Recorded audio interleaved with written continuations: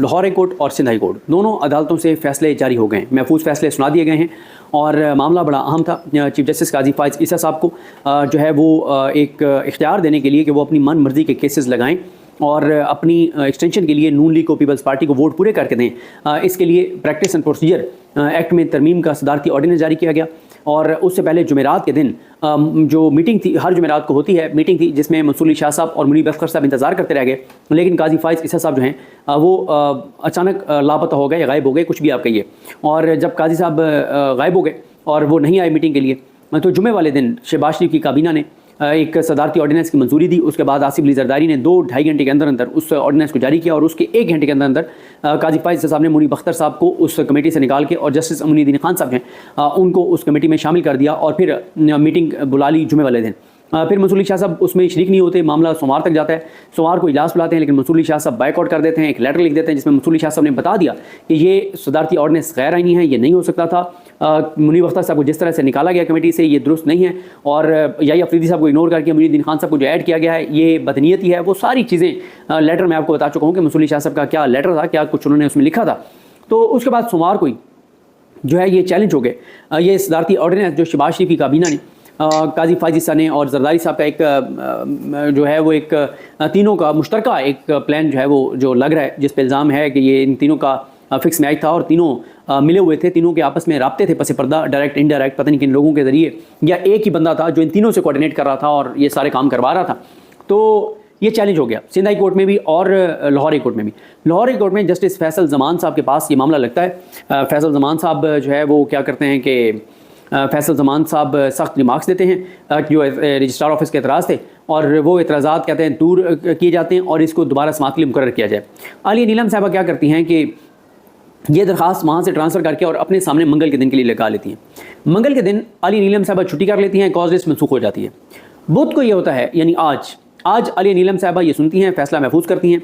कल फैसला महफूज किया था सिंध हाई कोर्ट ने, और आज दोनों ने एक टाइम पर ऐसे जैसे होता नहीं है कि दोनों को इकट्ठी ही, मतलब एक ही टाइम पे कैसे हो सकता है, तो एक ही टाइम पे तकरीबन दोनों का ऑर्डर आ गया और सेम ऑर्डर दोनों का। मसलन पहले आलिया नीलम साहबा का हम देख लेते हैं। आलिया नीलम साहबा ने जो एक सफ़े का ऑर्डर जारी किया है, और ये भी बता दूं कि ये जो मुनीर अहमद इसमें पिटिशनर हैं, अज़हर सिद्दीक़ साहब इसमें पेश हुए थे, और मिर्ज़ा नसर अहमद साहब हैं वो एडिशनल अटॉर्नी जनरल जो हैं वो उनको अदालत में बुलाया था, वो भी पेश हुए थे। तो इस पर आलिया नीलम साहबा ने अब ये मामला फ़िक्स कर दिया, कब के लिए?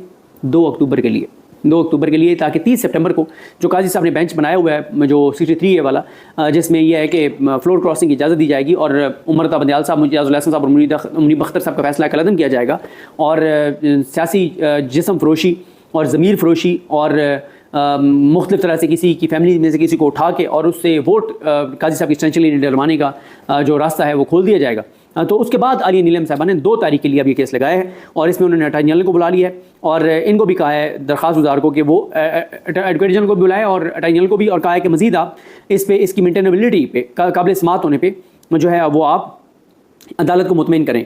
तो यहाँ से तो हो गया जी, अब बात क्लियर हो गया कि अपना क्या वो उन्होंने किया। तो काजी साहब को मुबारक हो कि आलिया नीलम साहबा ने काजी साहब को जो है वो बचा लिया है।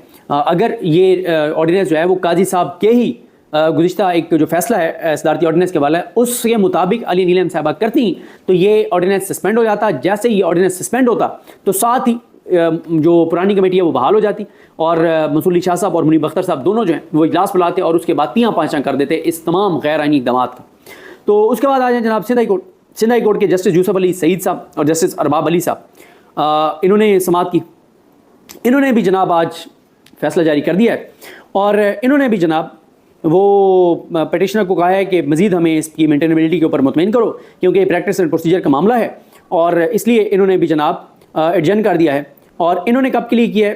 3 तारीख के लिए। बड़ा हुस्न इत्तफ़ाक़ है कि एक अदालत 2 के लिए, एक 3 के लिए। हुस्न इत्तफ़ाक़ देखिए क्या हुस्न इत्तफ़ाक़ है। दोनों ने सितंबर में दोबारा केस नहीं लगाया, दोनों ने एक ही टाइम के ऊपर फैसला जो है वो जारी किया है।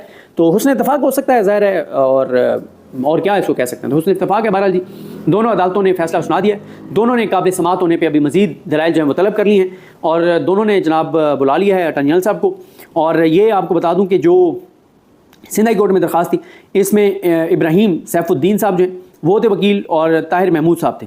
पिटिशनर की तरफ से। तो ये दोनों ने एक एक सफ़े का, दोनों अदालतों ने एक एक सफ़े का ऑर्डर जारी किया है और दोनों अदालतों ने कोई ऐसा काम नहीं किया जिससे काजी फाइज ईसा साहब के प्लान को धचका लगे, काजी फाइज साहब के प्लान को नुकसान पहुँचे और काजी साहब ने वो जो बेंच बनाया है 63A वाला उसको कोई मसला हो। तो ये बहरहाल काजी साहब जो है उनके लिए एक अच्छी खबर आई है।